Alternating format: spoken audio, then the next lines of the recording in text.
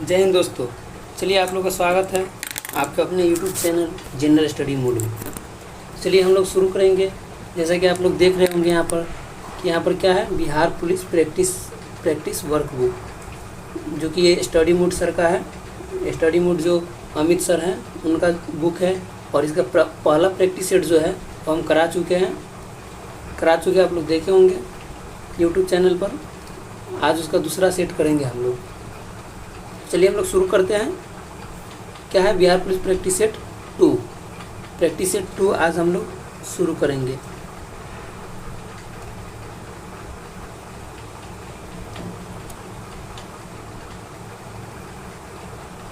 चलिए पहला प्रश्न यहाँ पर दिया गया है। पहला प्रश्न जो है वह इंग्लिश से है। इंग्लिश का भी प्रश्न कर लेंगे।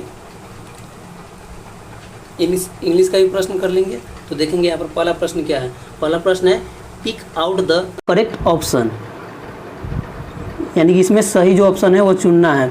ऑप्शन 4 ऑप्शन दिया गया है, और ये क्या है, ट्रांसलेशन है। इसमें सही ट्रांसलेशन कौन सा है वो चुनना है।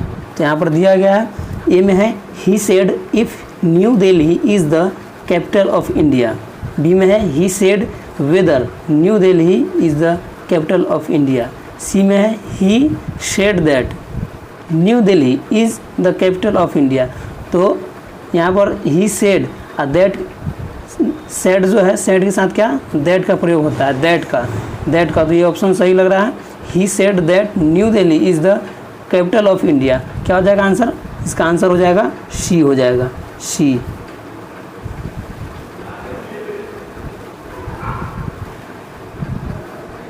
इसका आंसर क्या हो जाएगा? सी हो जाएगा।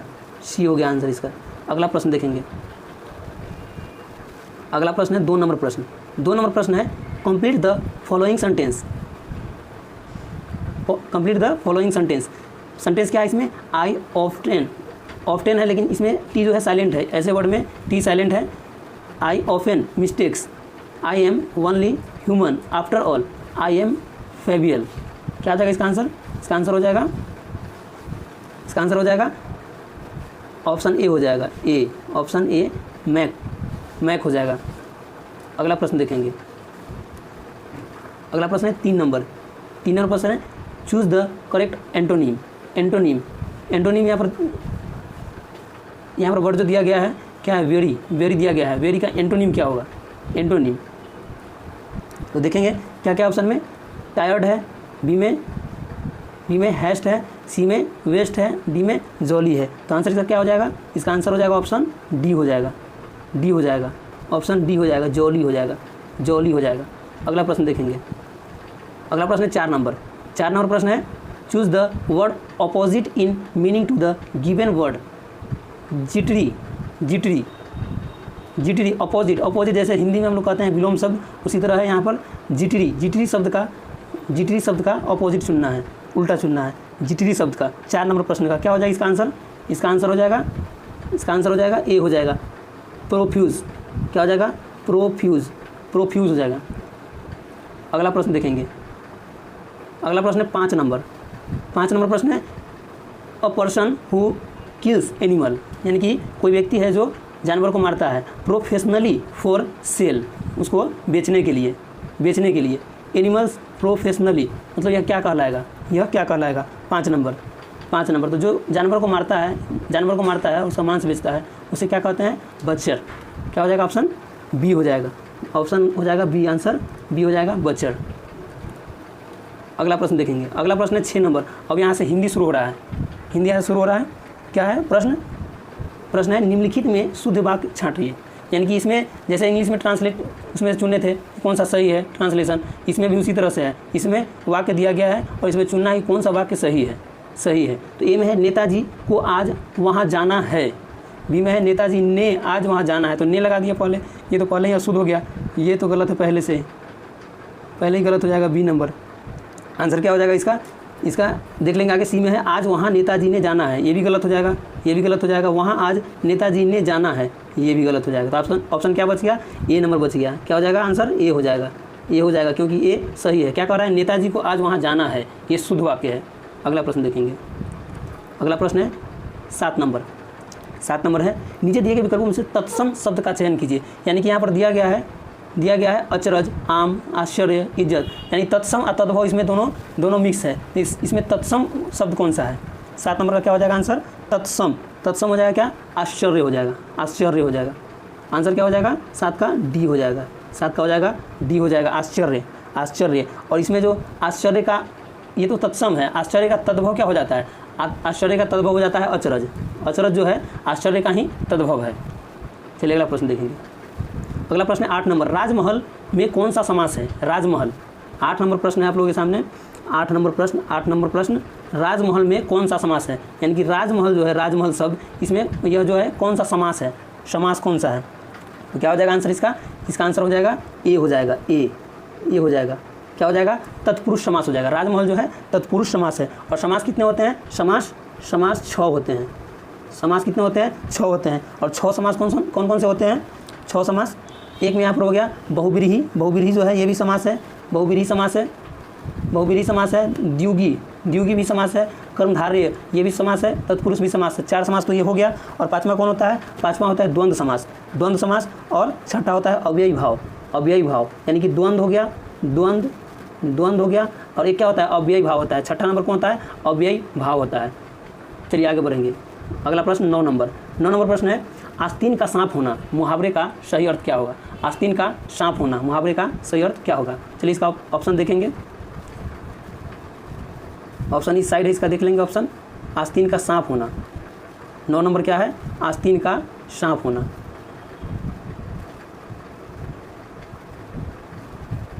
आस्तीन का सांप होना, तो यहाँ पर ऑप्शन दिया गया है, देखेंगे अब क्या है? विषाक्त होना, बी में है चंचल होना, सी में है विश्वासघाती होना, डी में है मूर्खतापूर्ण कार्य करना। तो इसका आंसर क्या हो जाएगा?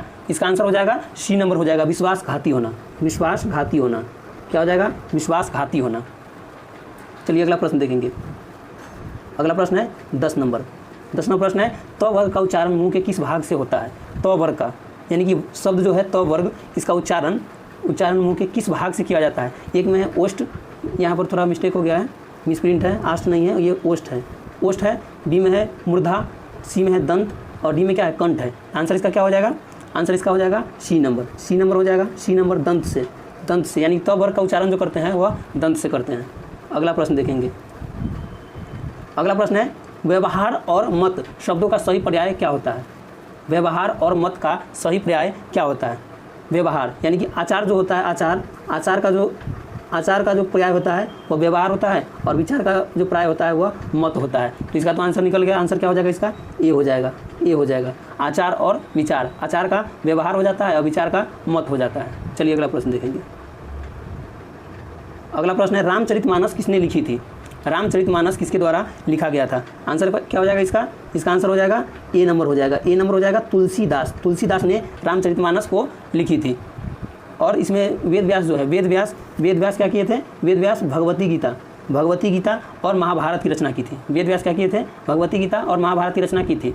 और वाल्मीकि जी जो हैं, इन्होंने संस्कृत में रामायण की रचना की थी, वाल्मीकि जी ने। चलिए अगला प्रश्न देखेंगे। अगला प्रश्न है 13 नंबर प्रश्न है, पेड़ से पत्ते गिरते हैं, इस वाक्य में कौन सा कारक है? ये भी हिंदी का ही प्रश्न है।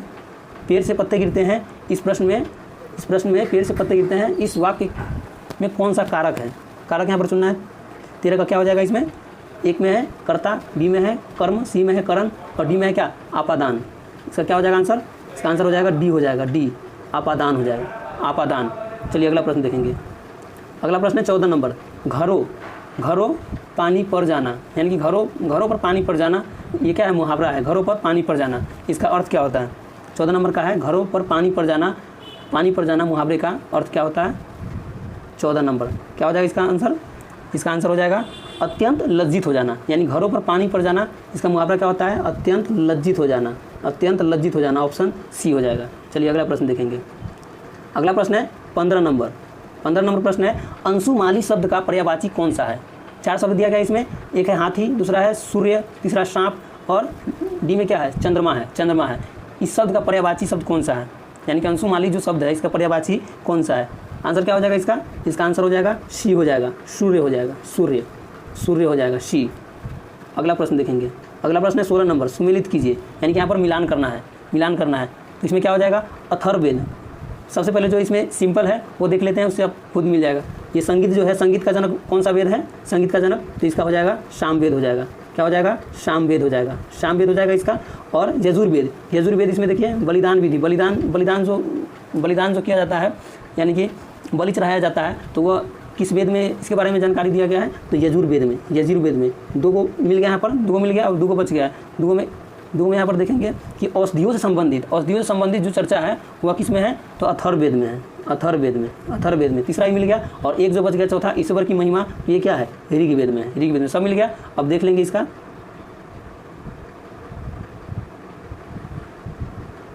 ए में क्या है? ए का 3 है, 1 का 3 और 2, ए का 3 और बी का 1 हो जाएगा, ए का 3 और बी का 1। और सी यजुर्वेद, इसका क्या हो जाएगा? 2 हो जाएगा, सी का 2 और सामवेद डी का 4 हो जाएगा। चलिए मिल गया आंसर।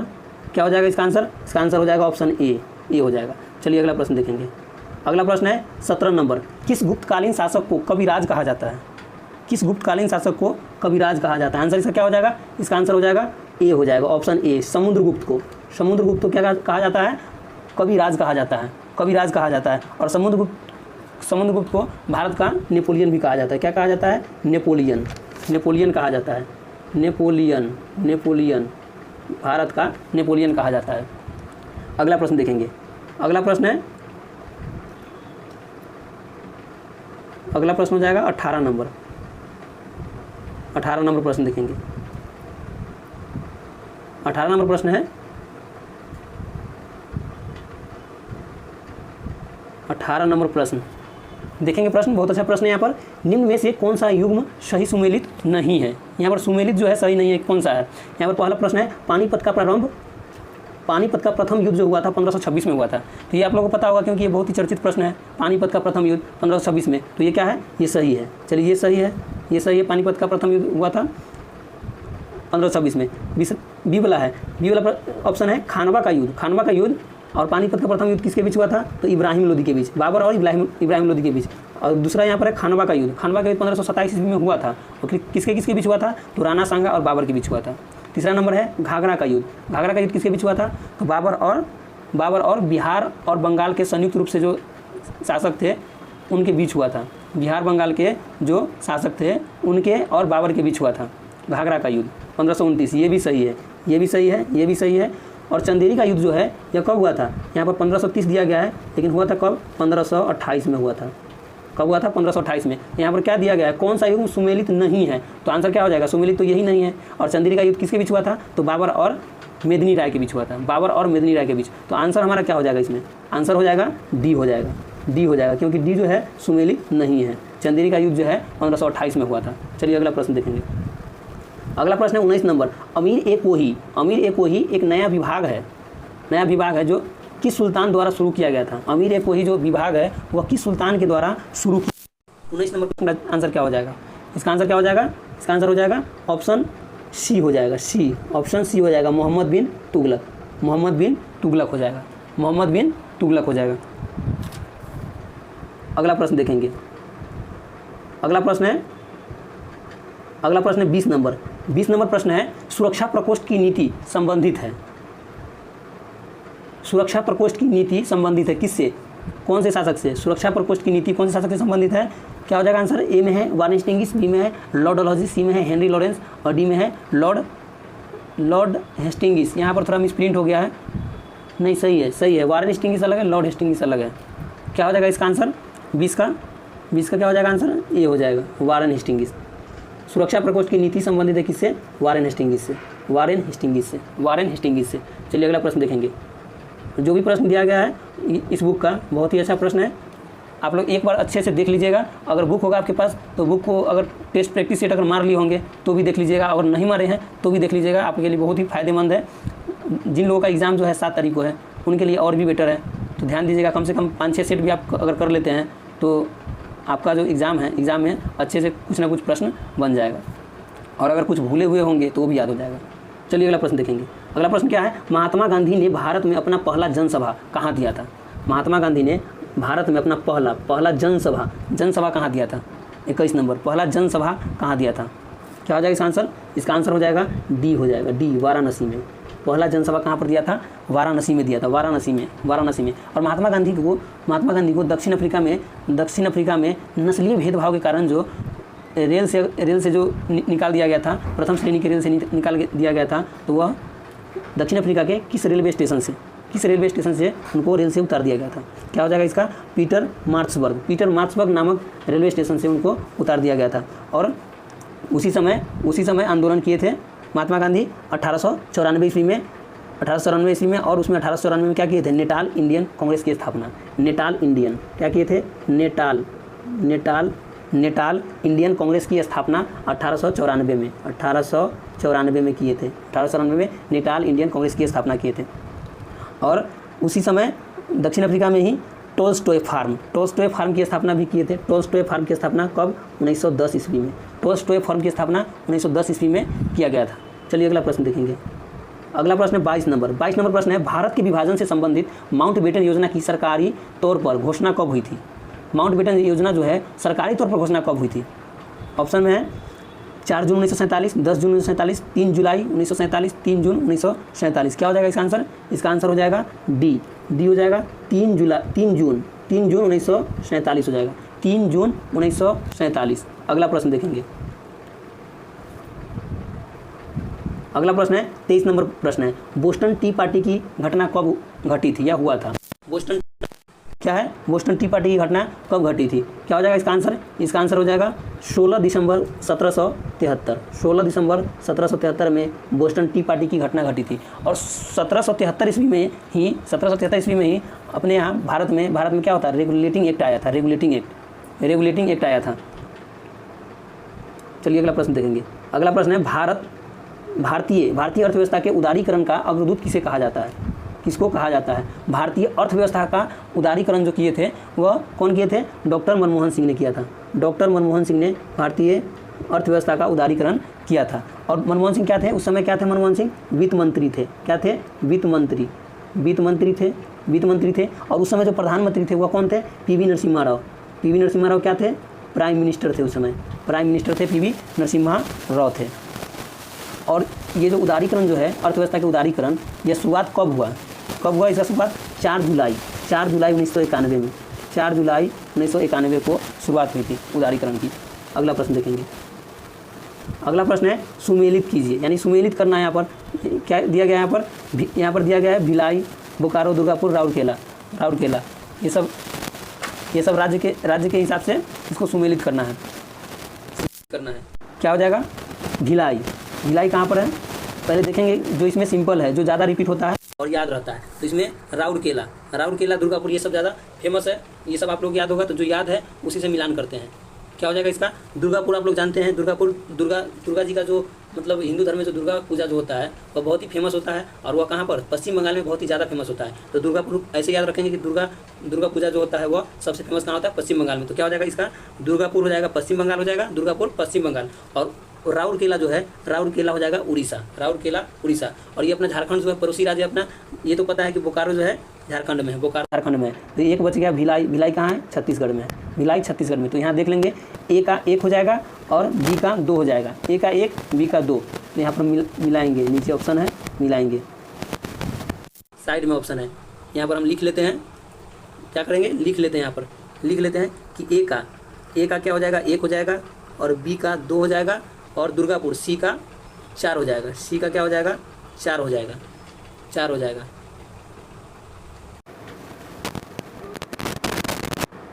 अब हम लोग देखेंगे आंसर इसका।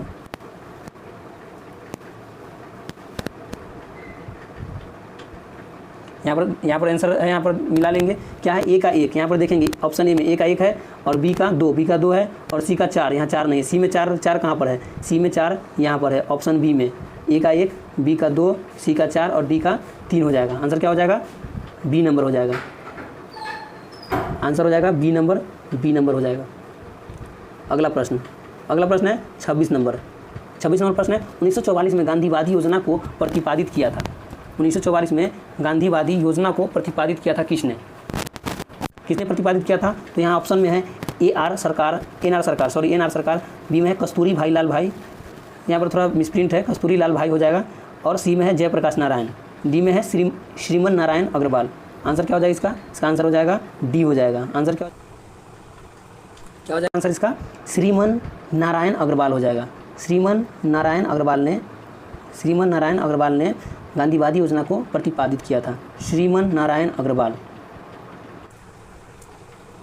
अगला प्रश्न देखेंगे। अगला प्रश्न कौन सा है? अगला प्रश्न है 27 नंबर प्रश्न है नरसिम्हन समिति का संबंध। नरसिम्हन समिति, यहाँ समिति दिया गया है, उसमें संबंध कौन सा है नरसिम्हन समिति का, किससे है? यानी कि नरसिम्हन समिति में किसके बारे में किसके सुधार के बारे में बताया गया है। ऑप्शन इसका क्या हो जाएगा?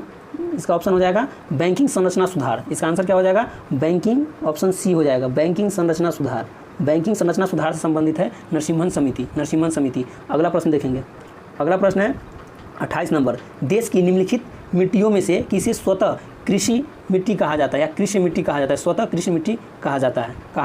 इसका आंसर क्या हो जाएगा? 28 का हो जाएगा आंसर सी हो जाएगा। कपास की काली मिट्टी को कृषि के योग्य यानी कि स्वतः कृषि योग्य मिट्टी भी कहा जाता है। ऐसे रेगुल मिट्टी के नाम से भी जाना जाता है।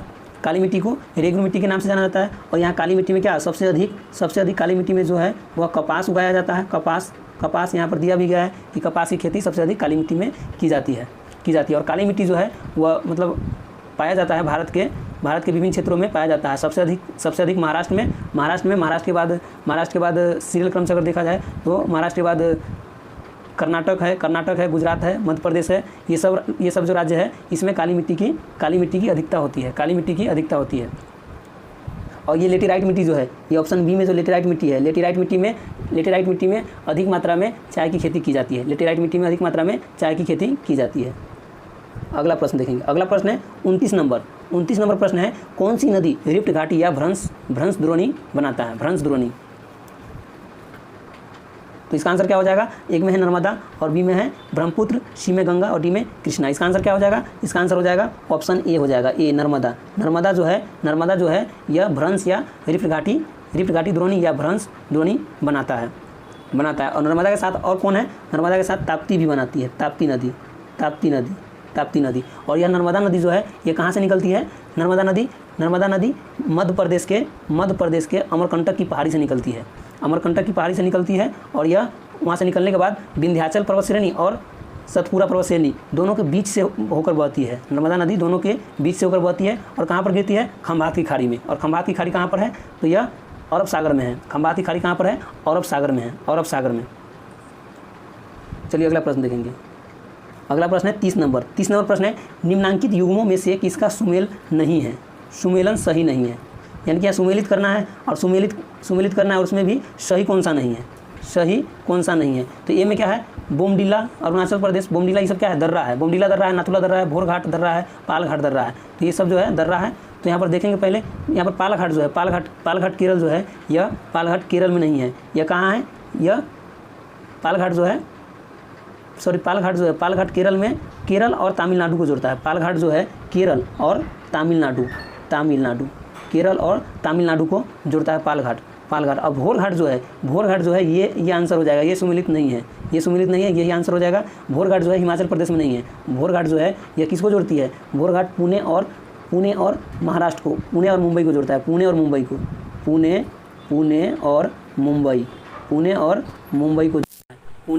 को जोड़ता है भोरघाट। यही आंसर हो जाएगा क्योंकि इसका सुमेलन सही नहीं है। और नाथुला जो है, नाथुला सिक्किम में है। और बोमडिला दर्रा जो है वह अरुणाचल प्रदेश और तिब्बत की राजधानी जो है लहासा जो है तिब्बत की राजधानी, उसको अरुणाचल प्रदेश से जोड़ता है कौन? बोमडिला दर्रा। चलिए अगला प्रश्न देखेंगे। अगला प्रश्न है 31 नंबर प्रश्न है निम्नलिखित ज्वालामुखियों में से किसे भूमध्य सागर का प्रकाश स्तंभ कहा जाता है? यानी कि ये जो चार जो है यह क्या है? ज्वालामुखी है। इसमें प्रकाश स्तंभ, भूमध्य सागर का प्रकाश स्तंभ किसे कहा जाता है? आंसर क्या हो जाएगा इसका आंसर ये भी बहुत चर्चित प्रश्न है। तो ये आप लोगों को पता होगा क्योंकि आप लोग प्रैक्टिस जब करते होंगे तो उसमें ये वाला प्रश्न जो है अगर आता होगा तो ये बहुत अधिक बार रिपीट होता है और बहुत ही चर्चित प्रश्न है। याद होगा आप लोगों को भी। क्या हो जाएगा इसका आंसर इसका हो जाएगा सी हो जाएगा, स्ट्रम्बोली हो जाएगा। और ये एटना जो है ज्वालामुखी यह कहाँ पर है? एटना ज्वालामुखी इटली में है। इटली में है। अगला प्रश्न देखेंगे। अगला प्रश्न है 32 नंबर। सुमेलित कीजिए। यहाँ भी सुमेलित करना है। एक साइड झील दिया गया है और एक साइड अवस्थित, यानी कि झील जो है वह कहाँ पर, किस राज्य में है। तो यहाँ पर हम लोग मिलान करेंगे। मिलान करेंगे और इसका कूट जो दिया गया उससे आंसर इसका निकल। कितना नंबर प्रश्न है? 32 नंबर प्रश्न है। 32 नंबर क्या हो जाएगा यहाँ पर? पुलिकट जो हो जाएगा, इसमें जो जानते हैं उससे सबसे पहले उसी को लगाएंगे। पुलिकट, पुलिकट यानी कि ऑप्शन बी जो है तमिलनाडु में हो जाएगा। पुलिकट तमिलनाडु में हो जाएगा, तमिलनाडु में पुलिकट तमिलनाडु में हो जाएगा। और इसमें कौन जानते हैं? अष्टामुडी, अष्टामुडी जो है, अष्टामुडी कहाँ हो जाएगा? ऑप्शन ए वाला जो है ए केरल में हो जाएगा। अष्टामुडी केरल में हो जाएगा, केरल में हो जाएगा। और फिर देखना है यहाँ पर दो से मिलान कर लेते हैं पहले। ए का क्या हो गया? ए का 2 हो गया, ए का 2 हो गया और बी का 3 हो गया, बी का 3 हो गया, 3 हो गया। एक और मिला लेते हैं, एक और सूरज कुंड और रूपकुंड है, रूपकुंड, रूपकुंड। इसमें सूरज कुंड जो है, सूरज कुंड यह हरियाणा में है, सूरज कुंड हरियाणा में है, हरियाणा में। तो डी का क्या हो गया? डी का हो गया 1 हो गया। अब चलिए इससे मिलाते हैं, कूट में मिलाते हैं। अब देखेंगे यहाँ पर कूट में क्या, यहाँ पर ए का 2 है, ए का 2 किस में है? तो ऑप्शन बी। अब देखिए यहाँ पर आंसर 1 से ही निकल गया, ए का 2, केवल ए का 2 ऑप्शन में है। तो आंसर क्या हो जाएगा? बी हो जाएगा। आंसर क्या? बी हो जाएगा, बी। चलिए अगला प्रश्न देखेंगे।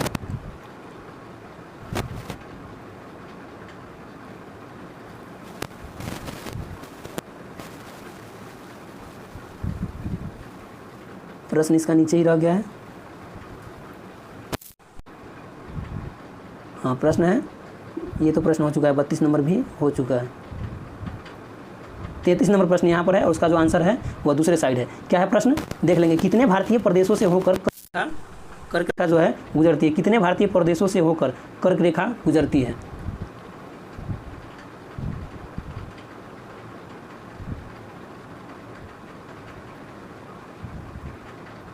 कितने भारतीय राज्य से होकर कर्क रेखा गुजरती है? तो ये तो आप लोगों को पता होगा कि ये जो है 8 राज्य से होकर गुजरती है। ऑप्शन क्या हो जाएगा? बी हो जाएगा, बी हो जाएगा आंसर। 8 राज्य से। और 8 राज्य कौन कौन सा है? इसका याद करने का जो तरीका है बहुत ही ज़्यादा फेमस है। क्या है? मित्र पर गमछा झाड़, मित्र पर गमछा झाड़।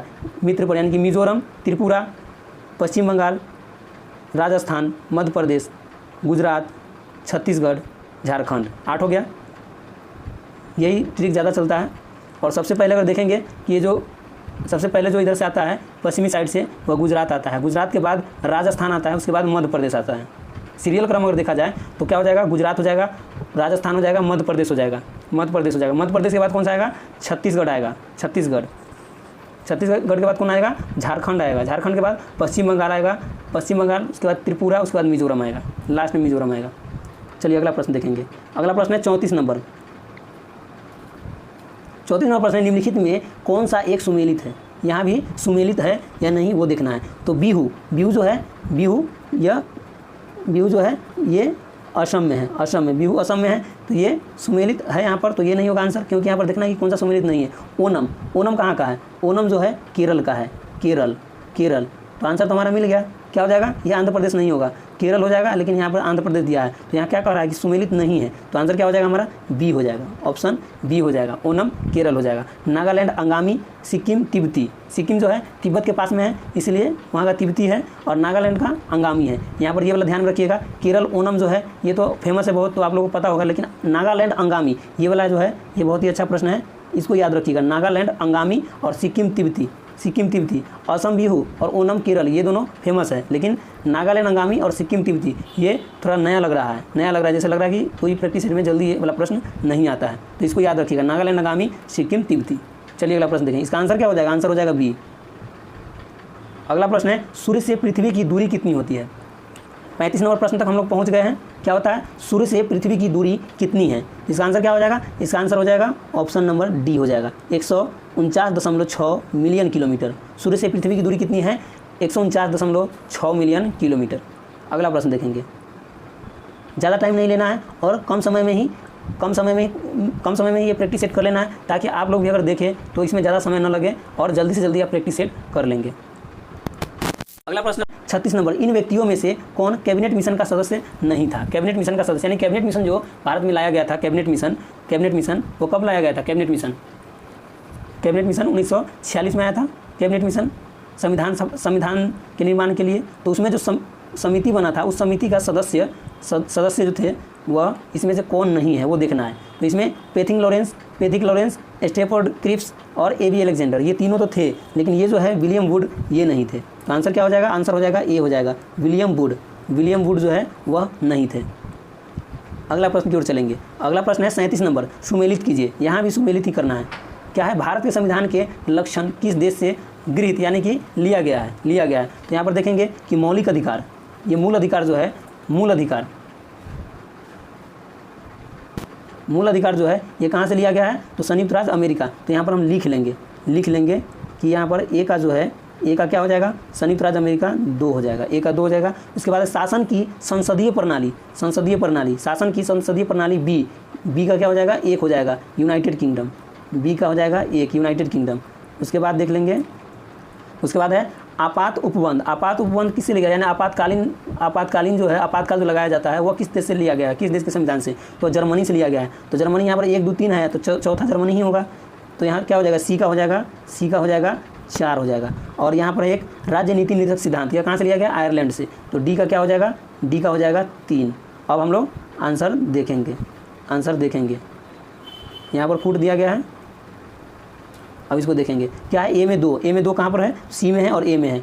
ठीक है, अब देखना है बी नंबर, बी में 1 कहाँ है? तो बी में 1 सी नंबर में है, 1 ही है। चलिए यही आंसर हो जाएगा, सी नंबर आंसर हो जाएगा, सी नंबर आंसर हो जाएगा। अगला प्रश्न देखेंगे। अगला प्रश्न है 38 नंबर, सभी व्यक्ति पूर्णतः और समान रूप से मानव है, यह सिद्धांत जाना जाता है। यानी कि एक सिद्धांत दिया गया है कि सभी व्यक्ति पूर्णतः और समान रूप से क्या है? मानव है। यह सिद्धांत जो है यह जाना जाता है किसके लिए? सार्वभौमिकता के लिए, समाजवाद के लिए, समष्टिवाद के लिए, अंततः क्रियावाद के लिए। क्या हो जाएगा इसका आंसर? इसका आंसर क्या हो जाएगा? इसका आंसर हो जाएगा सार्वभौमिकता के लिए। यानी कि यहाँ जो कथन कहा गया है कि सभी व्यक्ति पूर्णतः और समान रूप से क्या है? मानव जाति के हैं, मानव है। तो यह सिद्धांत जो है सार्वभौमिकता को दर्शाता है। ऑप्शन ए हो जाएगा, सार्वभौमिकता।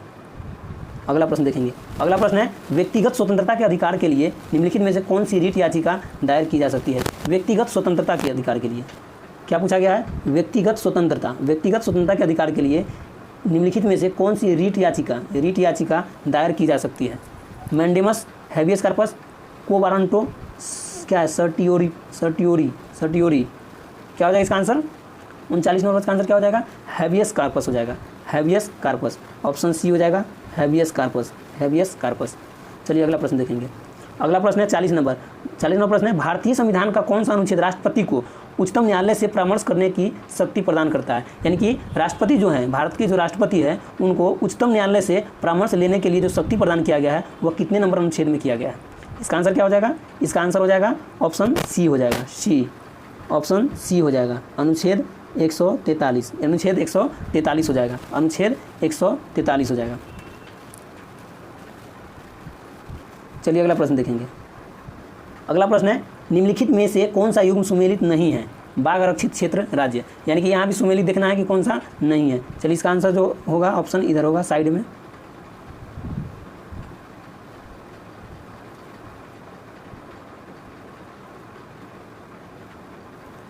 यहाँ पर दिया गया है, ये क्या है? बाघ अभयारण्य है इधर, और इधर क्या है? राज्य है। इसको सुमेलित करना है, कौन सा सुमेलित नहीं है? तो ये बुक्सा जो है, बुक्सा जो है, बुक्सा कहाँ पर है? बुक्सा जो है यह पश्चिम बंगाल में है। बुक्सा क्या हो जाएगा? पश्चिम बंगाल। सुमेलित नहीं है तो यही आंसर हो जाएगा। क्या हो जाएगा? ऑप्शन ए हो जाएगा, ए। बुक्सा कहाँ है? पश्चिम बंगाल में है, पश्चिम बंगाल में है। बुक्सा कहाँ है? पश्चिम बंगाल में है। और ये बिहार जो है ये गलत है, आंसर तो यही हो जाएगा। अब यहाँ देख लेंगे, और नीचे जो दिया गया है दम्फा जो है, दम्फा मिजोरम में सही है, सही है। नमेरी असम में सही है। और नामदफा अरुणाचल प्रदेश बहुत ही फेमस है। ये सब प्रश्न आप लोग को याद होगा। नामदफा कहाँ है? अरुणाचल प्रदेश में है। आंसर क्या हो जाएगा? बुक्सा हो जाएगा। बुक्सा कहाँ है? पश्चिम बंगाल में, लेकिन यहाँ पर बिहार दिया गया था। अगला प्रश्न देखेंगे। अगला प्रश्न है 42 नंबर प्रश्न है चारों आश्रम की सर्वप्रथम चर्चा मिलती है। यानी 4 आश्रम जो दिया गया है, 4 आश्रम जो दिया गया है हिंदू ग्रंथ के अनुसार, 4 जो आश्रम दिया गया है वह 4 आश्रम किस उपनिषद में है? ये देखना है। इसका आंसर क्या हो जाएगा? इसका आंसर हो जाएगा डी नंबर हो जाएगा, ऑप्शन डी हो जाएगा, जावलो उपनिषद में यह 4 आश्रम के बारे में चर्चा किया गया। और 4 आश्रम कौन कौन सा होता है तो बता देते हैं हम, आप लोग ध्यान से सुन लीजिएगा। एक में होता है क्या? ब्रह्मचर्य ब्रह्मचर्य आश्रम, इसमें लिखने में थोड़ा टाइम लगेगा, आप लोग सुन लीजिए। एक में क्या होता है ब्रह्मचर्य आश्रम, ब्रह्मचर्य आश्रम, और 2 में क्या होता है, 2 में होता है गृहस्थ आश्रम। यानी कि इसका क्रम जो है, क्रम भी सही है, ऐसे ही क्रम है, आप लोग याद रखिए, कभी कभी क्रमानुसार भी पूछ देगा। क्या हो जाएगा गृहस्थ आश्रम, गृहस्थ आश्रम। और 3 में क्या होगा, 3 में होगा वानप्रस्थ आश्रम। और 4 में क्या होगा, 4 में क्या होगा, 4 में हो जाएगा संन्यास आश्रम, संन्यास आश्रम। चलिए आप लोग याद कीजिएगा, इसको याद कर लीजिएगा। अगला प्रश्न देखेंगे। अगला प्रश्न है 43 नंबर, प्रतिवर्ष विश्व प्रेस स्वतंत्रता दिवस किस दिन को मनाया जाता है? विश्व प्रेस स्वतंत्रता दिवस प्रतिवर्ष किस दिवस को मनाया जाता है, यानी किस दिन को मनाया जाता है? आंसर इसका क्या हो जाएगा, इसका आंसर हो जाएगा ए, 3 मई को मनाया जाता है। यानी कि 3 मई को प्रतिवर्ष विश्व प्रेस स्वतंत्रता दिवस मनाया जाता है। और ये 8 मई जो यहाँ पर दिया गया है, 8 मई को क्या मनाता है, रेड क्रॉस दिवस मनाते हैं, विश्व रेड क्रॉस दिवस मनाते हैं, रेड क्रॉस दिवस मनाते हैं। और यह रेड क्रॉस दिवस जो मनाते हैं, यह रेड क्रॉस दिवस की स्थापना किसने किया था? रेड क्रॉस दिवस की शुरुआत किसने किया था? तो हेनरी ड्यूनांट ने किया था, अगला प्रश्न देखेंगे। अगला प्रश्न है 44 नंबर, यूनेस्को का मुख्यालय कहाँ पर स्थित है? यूनेस्को का मुख्यालय कहाँ पर स्थित है? इसका आंसर क्या हो जाएगा, इसका आंसर हो जाएगा पेरिस हो जाएगा, पेरिस हो जाएगा। पेरिस कहाँ है? पेरिस जो है फ्रांस की राजधानी है। पेरिस क्या है? फ्रांस की राजधानी है। और वर्तमान में 2024 का जो ओलंपिक है, ओलंपिक जो गेम है, खेल है, वह कहाँ पर आयोजित किया जा रहा है? पेरिस में ही आयोजित किया गया है। और पेरिस यानी कि फ्रांस जो है, ओलंपिक की मेज़बानी इससे पहले 2 बार कर चुका था और यह तीसरी बार कर रहा है। फ्रांस जो है वह ओलंपिक की मेज़बानी तीसरी बार, कुल मिलाकर 3 बार मेज़बानी इस बार का लेके हो चुका, 3 बार मेज़बानी फ्रांस का हो चुका है। ये वाला जो वर्तमान में चल रहा है उसको लेकर। चलिए अगला प्रश्न देखेंगे। और यहाँ पर ये जो रोम जो है, रोम इटली का राजधानी हो जाएगा,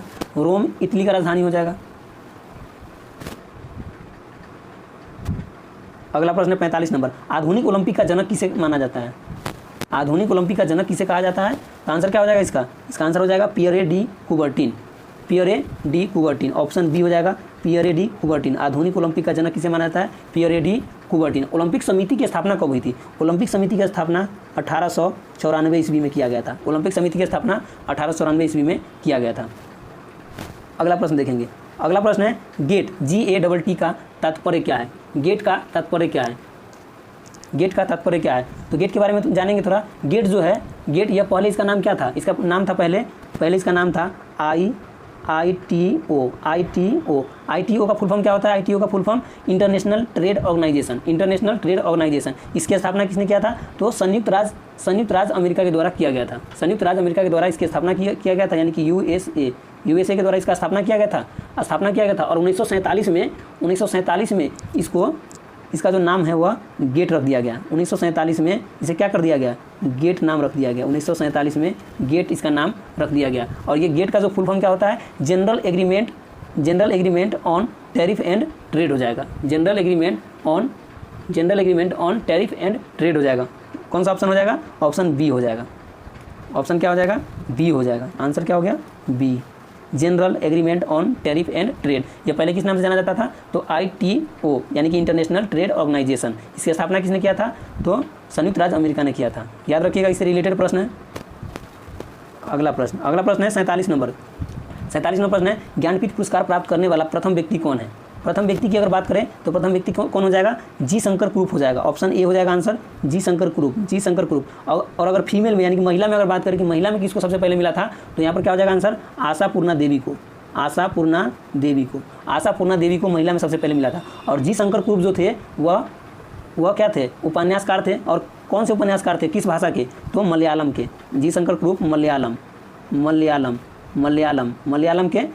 के उपन्यासकार थे। और ये जो आशापूर्णा देवी जो है यह बंगाली उपन्यासकार थे। आशापूर्णा देवी बंगाली उपन्यासकार थे। और 1976 में प्रथम महिला के रूप में आशापूर्णा देवी को मिला था ज्ञानपीठ पुरस्कार। अगला प्रश्न देखेंगे। अगला प्रश्न है 48 नंबर, अर्जेंटीना की राजधानी कौन सी है? यहाँ पर दिया गया ऑप्शन में 4 ऑप्शन है। अर्जेंटीना की राजधानी कौन सा हो जाएगा? अर्जेंटीना की राजधानी हो जाएगा C number option, Buenos Aires. Argentina की राजधानी ब्यूनस आयर्स हो जाएगा। और यहाँ पर जो ऑप्शन दिया गया इसके बारे में अल्जीरियस जो है क्या है? अल्जीरिया की राजधानी है। अल्जीरिया की राजधानी क्या है? अल्जीरियस है। ये जो है ब्रासीलिया, यहाँ पर क्या हो जाएगा? ब्रासीलिया हो जाएगा। ब्रासीलिया क्या किसका हो जाएगा? तो ये हो जाएगा ब्राज़ील का, ब्राज़ील का हो जाएगा। और डबलिन क्या है? डबलिन आयरलैंड का हो जाएगा, आयरलैंड का। डबलिन किसका हो जाएगा? आयरलैंड का, आयरलैंड की राजधानी डबलिन। चलिए अगला प्रश्न देखेंगे। अगला प्रश्न है अनहैप्पी इंडिया के लेखक कौन है? अनहैप्पी इंडिया के लेखक कौन है? 49 नंबर प्रश्न में हम लोग पहुँच चुके हैं। क्या हो जाएगा? इसका आंसर हो जाएगा ए हो जाएगा, लाला लाजपत राय। अनहैप्पी इंडिया के लेखक लाला लाजपत राय हैं। अनहैप्पी इंडिया के लेखक कौन है? लाला लाजपत राय। और लाला लाजपत राय को ही पंजाब केसरी के नाम से जाना जाता है। पंजाब केसरी के नाम से किसको जाना जाता है? तो लाला लाजपत राय को जाना जाता है, लाला लाजपत राय को। और इसमें और देख लेंगे इंडियन नेशनल एसोसिएशन यह किसके द्वारा लिखा गया था? इंडियन नेशनल एसोसिएशन सुरेंद्र नाथ बनर्जी के द्वारा लिखा गया था। इंडियन नेशनल एसोसिएशन किसके द्वारा लिखा गया था? सुरेंद्र नाथ बनर्जी के द्वारा। और दादा भाई नौरोजी को और किस नाम से जाना जाता है? तो दादा भाई नौरोजी को क्या कहा जाता है? Grand old man of India. क्या कहा जाता है? Grand old man of India कहा जाता है। गोपाल कृष्ण गोखले क्या है? गोपाल कृष्ण गोखले महात्मा गांधी के गुरु। गोपाल कृष्ण गोखले महात्मा गांधी के गुरु हैं। महात्मा गांधी के गुरु गोपाल कृष्ण गोखले हैं। चलिए अगला प्रश्न देखेंगे। अगला प्रश्न है 50 नंबर प्रश्न है बहुजन हिताय बहुजन सुखाय निम्नलिखित में से किसका ध्येय वाक्य है? बहुजन हिताय बहुजन सुखाय किसका ध्येय वाक्य है? एक में है ऑल इंडिया रेडियो, बी में है भारतीय शिल्प परिषद, सी में है ICCR और डी में है साहित्य अकेडमी। क्या हो जाएगा इसका आंसर? इसका आंसर क्या हो जाएगा? इसका आंसर हो जाएगा ऑप्शन ए हो जाएगा। ऑप्शन ए हो जाएगा ऑल इंडिया रेडियो बहुजन हिताय बहुजन सुखाय ध्येय वाक्य दिया था। ऑल इंडिया रेडियो इसकी स्थापना कब हुई थी? ऑल इंडिया रेडियो की स्थापना कब हुई थी? तो 8 जून, इसकी स्थापना 8 जून 1936 को 8 जून 1936 को इसकी स्थापना हुई थी। कहाँ पर? तो दिल्ली में हुई थी, दिल्ली में। अब पहले यह भारतीय राज्य प्रशासन सेवा आयोग के नाम से जाना जाता था। यानी कि ऑल इंडिया रेडियो जो है पहले किस नाम से जाना जाता था? तो भारतीय राज्य प्रशासन सेवा आयोग, सेवा आयोग। यहाँ पर जो साहित्य अकादमी दिया गया है, यहाँ पर साहित्य अकादमी जो दिया गया है, ये वाला जो डी में, ऑप्शन डी में जो है साहित्य अकेडमी जो है यह कितने भाषा में दिया जाता है? यह 24 भाषाओं में दिया जाता है। चलिए अगला प्रश्न देखेंगे। अगला प्रश्न है 51 नंबर प्रश्न है निम्नलिखित में से कौन सा युग्म सही है? तो युग्म इसमें देखना है। चलिए अगले पेज में है सही वाला देखना है। इतना ध्यान रखिए कि सही वाला देखना है। यहाँ पर दिया गया है मठ है इसमें, और वह मठ किस राज्य में है? क्या है? तवांग मठ कहाँ है? अरुणाचल प्रदेश में। अरुणाचल प्रदेश में, ये सही लग रहा है। तवांग मठ कहाँ पर है? अरुणाचल प्रदेश में। तवांग मठ अरुणाचल प्रदेश में है। और हेमिस मठ कहाँ पर है? तवांग मठ कहाँ पर हो जाएगा? अरुणाचल प्रदेश में। तवांग मठ अरुणाचल प्रदेश में हो जाएगा। हेमिस मठ जो है लद्दाख में हो जाएगा, यह सही है। और सासुर मठ जो है यह हिमाचल प्रदेश।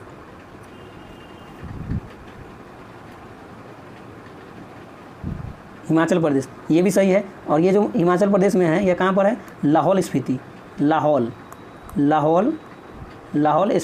जिला में है। सासुर मठ जो है लाहौल स्पीति जिला में है। और ये घूम मठ यह सिक्किम जो इसका है यह सही नहीं होगा, यह गलत है।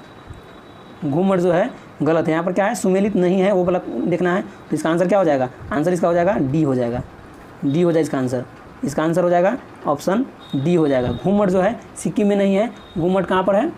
घूम मठ पश्चिम बंगाल के दार्जिलिंग में है। दार्जिलिंग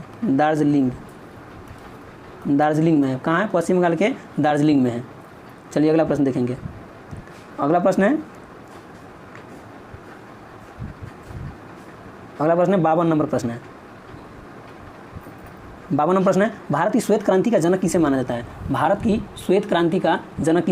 है? इसका आंसर क्या हो जाएगा? इसका आंसर हो जाएगा ए, वर्गीस कुरियन को श्वेत क्रांति का जनक माना जाता है। और श्वेत क्रांति की शुरुआत कब हुई थी या स्थापना कर सकते हैं कब हुई थी? तो 1970 में इसकी शुरुआत हुई थी। और इसे किस नाम से जाना जाता है श्वेत क्रांति को? तो ऑपरेशन फ्लड के नाम से जाना जाता है। और यह ऑपरेशन फ्लड जो है किससे संबंधित है? तो दूध से संबंधित है। दूध, यानी कि दूध के उत्पादन में उस समय बहुत ज़्यादा वृद्धि हुई थी, जिसे क्या क्या कह सकते हैं, ऑपरेशन कह सकते हैं, यानी कि क्रांति कह सकते हैं, इसे क्रांति भी कह सकते हैं, इसीलिए इसका नाम श्वेत क्रांति है, श्वेत क्रांति। चलिए अगला प्रश्न देखेंगे। अगला प्रश्न है, निम्न में से किसने अपनी राजधानी मुर्शिदाबाद से मुंगेर स्थानांतरित किया था? अपनी राजधानी को मुर्शिदाबाद से मुंगेर स्थानांतरित किया था। मुंगेर किसने किया था? मुर्शिदाबाद कहाँ पर है? मुर्शिदाबाद पश्चिम बंगाल में पहले था। पहले मुर्शिदाबाद कहाँ था? पश्चिम बंगाल में। और मुंगेर जो है, मुंगेर बिहार में। मुंगेर बिहार में यह किसने किया था? क्या हो जाएगा? मीर कासिम हो जाएगा। इसका क्या हो जाएगा? 53 का आंसर डी हो जाएगा, मीर कासिम। मीर कासिम ने क्या किया था? मुर्शिदाबाद से अपनी राजधानी को हटाकर और मुंगेर लेके आ गया था। अगला प्रश्न देखेंगे। अगला प्रश्न है 54 नंबर, उस विकल्प का चयन करें जिसमें संख्याएं ठीक उसी प्रकार संबंधित है जिस प्रकार निम्न समुच्चय की संख्या संबंधित है। तो यहाँ पर ये क्या है? ये रीजनिंग का प्रश्न है। रीजनिंग का प्रश्न है, लेकिन देख लेते हैं क्या है। 9, 12, 18। तो यहाँ पर देखेंगे कि 9, 3, 12, 9, 3, 12 और 6, 18, यानी कि दुगुना इसमें वृद्धि हुआ है। इससे जो 9 से जो 12 में वृद्धि हुआ, 12 से 18 में उसका दोगुना हुआ। तो यहाँ पर देखेंगे उसका दुगुना। जैसे यहाँ पर 13 और 19 है, 13 और 6, 19, 6, 19 और 19 और कितना 31, तो 19 और 12, 31, 12, 31। यहाँ पर देखिए इसका दोगुना है कि नहीं? 3 दूना 6, यहाँ वृद्धि हो रहा था, यहाँ भी 6 दूना 12 वृद्धि हो रहा है। तो यहाँ पर देखना है कि समान जो इसमें जो रिलेशन बन रहा है वही रिलेशन ये चारों ऑप्शन में किसी में बनना चाहिए, वही आंसर होगा। तो क्या हो जाएगा इसका आंसर? इसका आंसर हो जाएगा ऑप्शन बी हो जाएगा, ऑप्शन बी हो जाएगा। चलिए अगला प्रश्न देखेंगे। छोटा जो प्रश्न होगा जो इसमें रफ करने में बन जाए वो वाला प्रश्न बता देंगे, चाहे वो मैथ का हो या रीजनिंग का हो। और जो ज़्यादा कैलकुलेशन वाला होगा जो इसमें लिखने में नहीं बनेगा वो हम नहीं बताएंगे मैथ का।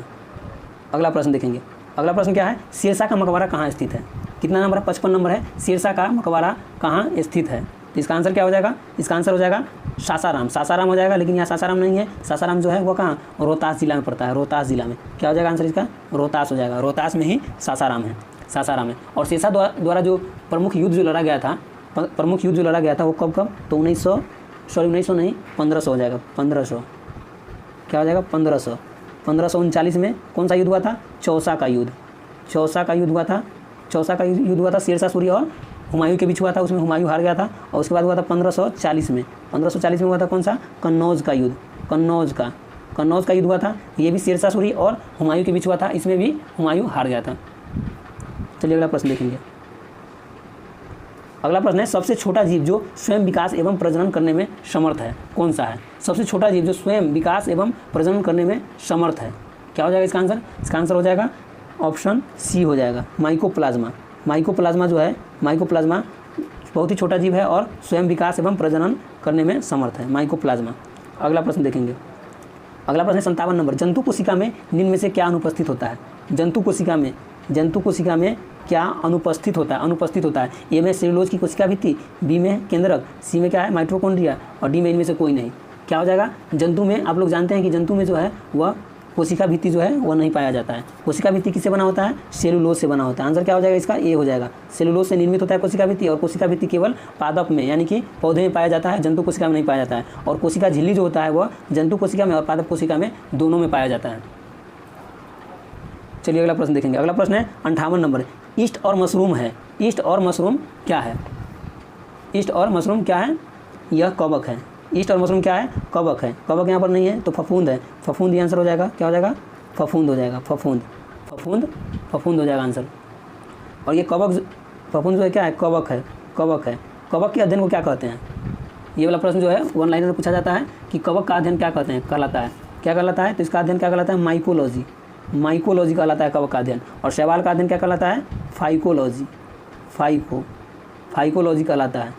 फाइकोलॉजी शैवाल का अध्ययन, फफूंद यानी कवक का अध्ययन माइकोलॉजी कहलाता है। और ये जो ऑप्शन बी में है नग्नबीजी, इसे अनावृत बीजी भी कहते हैं, यानी कि इसका जो बीज है वह फल में नहीं होता है, यह नग्नबीजी होता है। और इसका उदाहरण कौन सा पौधा होता है? इसमें उदाहरण जो है एक चीर का पौधा होता है, चीर का पौधा होता है, और एक देवदार का पौधा होता है, देवदार का।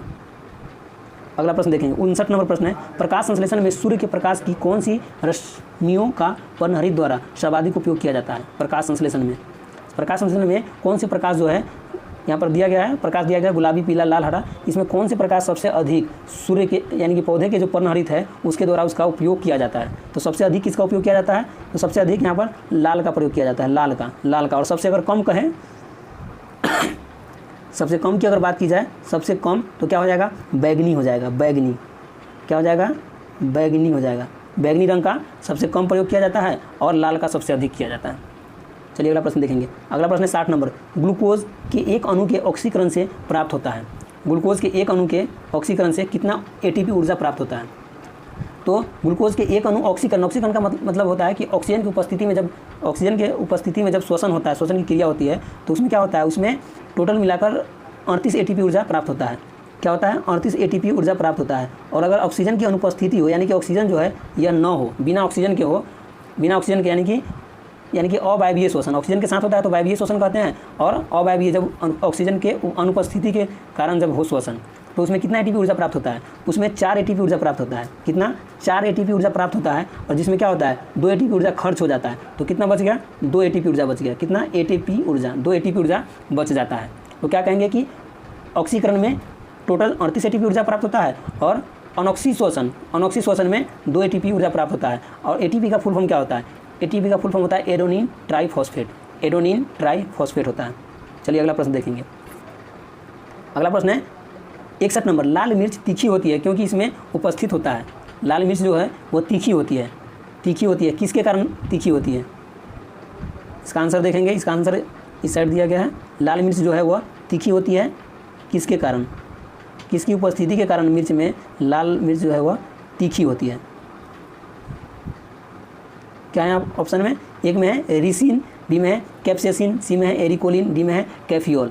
आंसर क्या हो जाएगा इसका? इसका आंसर हो जाएगा बी हो जाएगा, बी कैप्सेसिन हो जाएगा। कैप्सेसिन। लाल मिर्च जो है वह तीखी किसके कारण होती है? कैप्सेसिन के कारण। और लाल मिर्च लाल किसके कारण होती है? लाल किसके कारण होती है? यह लाल होती है कैप्सेंथिन के कारण। क्या होती है? कैप्सेंथिन के कारण। कैप्सेंथिन। चलिए अगला प्रश्न देखेंगे। अगला प्रश्न है जीव विज्ञान की शाखा जिसके अंतर्गत पक्षियों का अध्ययन होता है, यानी कि पक्षियों का अध्ययन क्या कहलाता है? प्रश्न सीधा पूछा गया कि पक्षियों का अध्ययन क्या कहलाता है। तो आंसर क्या हो जाएगा? डी हो जाएगा। बहुत ही फेमस प्रश्न है और हमेशा आते रहता है, आप लोग को याद होगा। क्या हो जाएगा? ऑर्निथोलॉजी। पक्षियों का अध्ययन ऑर्निथोलॉजी। और एंथ्रोपोलॉजी जो है इसमें मनुष्य के बारे में अध्ययन किया जाता है, यानी कि मानव के बारे में अध्ययन किया जाता है एंथ्रोपोलॉजी में। और हर्पेटोलॉजी में किसका अध्ययन किया जाता है? इसमें उभयचरों और सरीसृप के बारे में अध्ययन किया जाता है। उभयचर और सरीसृप के बारे में अध्ययन किया जाता है। उभयचर और सरीसृप के बारे में अध्ययन किया जाता है। अगला प्रश्न देखेंगे। अगला प्रश्न है 63 नंबर। कौन से संघ में जातियों की संख्या सबसे अधिक है? जातियों की संख्या सबसे अधिक किसमें है? Insecta, Chordata, protozoa, arthropoda. क्या हो जाएगा? इसका आंसर क्या हो जाएगा? डी हो जाएगा, ऑर्थोपोडा। ऑर्थोपोडा संघ में जातियों की संख्या बहुत अधिक है। ऑर्थोपोडा संघ में कौन कौन सा आता है? तो इसमें कीट आते हैं।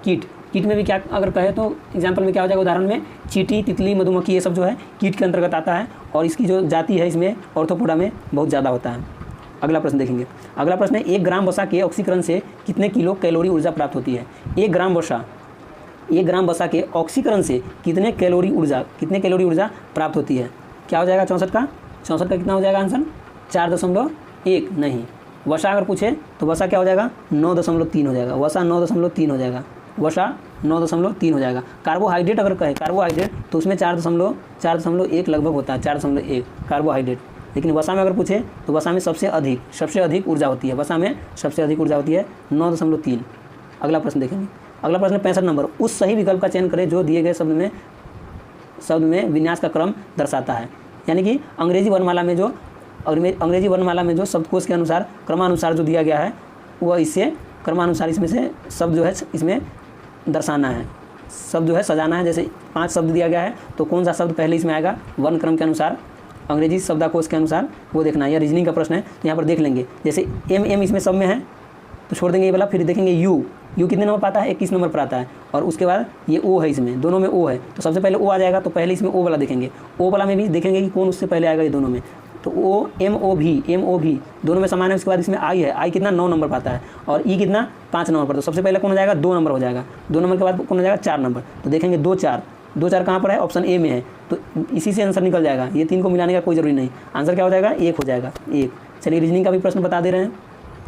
अगला प्रश्न है मनुष्य की खोपड़ी में कितनी अस्थियाँ होती है? मनुष्य की खोपड़ी में कितनी अस्थियाँ होती है? आंसर इसका क्या हो जाएगा? मनुष्य की अगर खोपड़ी की बात करें, खोपड़ी में अगर टोटल कहे, खोपड़ी यानी कि सर में कितना हड्डी होता है? टोटल 29 हड्डी होता है। खोपड़ी में टोटल 29 हड्डी होता है। इसमें चेहरा में कितना? 14 हो गया। कपाल में 8 हो गया। कान में 6 हो गया। कितना हो गया? 8, 14 और 6 ये 20 और 8 28। और एक जो होता है, एक गले में होता है, एक गले में होता है। टोटल इसको करेंगे तो कितना हो जाएगा? 29 हो जाएगा। 29, चलिए 29 आंसर हो गया। अगला प्रश्न देखेंगे। अगला प्रश्न है कैंसर के रोग के उपचार में किस रेडियो एक्टिव पदार्थ का प्रयोग किया जाता है? यानी यहाँ पर जो है शब्द थोड़ा मिसप्रिंट है, रेडियो एक्टिव पदार्थ हो जाएगा। रेडियो एक्टिव पदार्थ का प्रयोग किया जाता है। क्या हो जाएगा? कैंसर के रोग के उपचार में, उपचार कहेगा अगर तो क्या हो जाएगा? उपचार में हो जाएगा ऑप्शन ए कोबाल्ट 60 का प्रयोग। कोबाल्ट 60 का प्रयोग किया जाता है।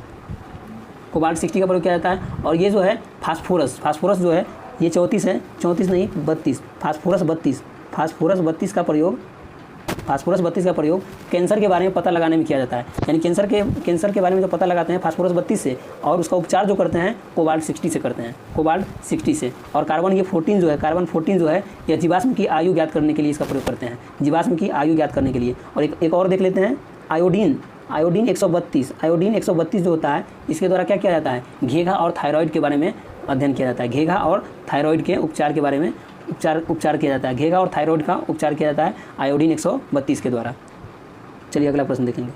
अगला प्रश्न है 68 नंबर। नीचे दिए गए वेन आरेख में यदि समचतुर्भुज मनोवैज्ञानिक, ये जो प्रश्न है इसमें डायग्राम वाला प्रश्न है, लेकिन इसमें डायग्राम जो है नहीं दिया गया, यानी कि ये प्रश्न जो है अधूरा प्रश्न है, इसको छोड़ देंगे 68 नंबर। अगला प्रश्न देखेंगे। अगला प्रश्न 69 नंबर प्रश्न है। 69 नंबर प्रश्न क्या? सुमेलित करना है। यहाँ पर देखेंगे वाशिंग सोडा जो है, वाशिंग सोडा यानी कि इसे क्या कहते हैं? वाशिंग सोडा को धोवन सोडा कहते हैं। धोवन सोडा क्या होता है? सोडियम कार्बोनेट होता है। धोवन सोडा क्या होता है? Sodium carbonate. तो ए का क्या हो जाएगा? ए का 4 हो जाएगा। यहाँ पर लिख लेंगे ए का क्या हो जाएगा? 4 हो जाएगा। ए का 4। कास्टिक सोडा क्या होता है? सोडियम हाइड्रोक्साइड, यानी कि बी का ए हो जाएगा। और नीला सोडा क्या होता है? नीला सोडा होता है कॉपर सल्फेट, यानी कि सी का हो जाएगा क्या? सी का हो जाएगा 2 हो जाएगा।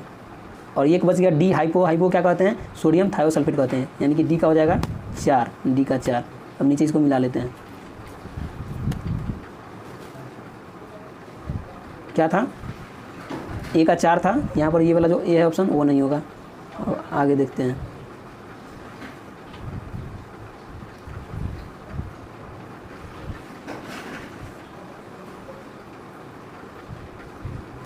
ए का 4 बी का 1, किस में है? ए का 4 बी का 1, एक ही ऑप्शन है। क्या है? बी नंबर ऑप्शन है।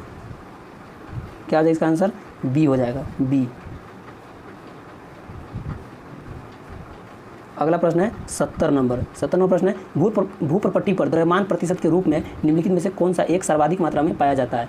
यानी कि द्रव्यमान प्रतिशत के हिसाब से, प्रतिशत के अनुसार अगर देखा जाए तो भूप्रपट्टी पर सबसे अधिक मात्रा में कौन सा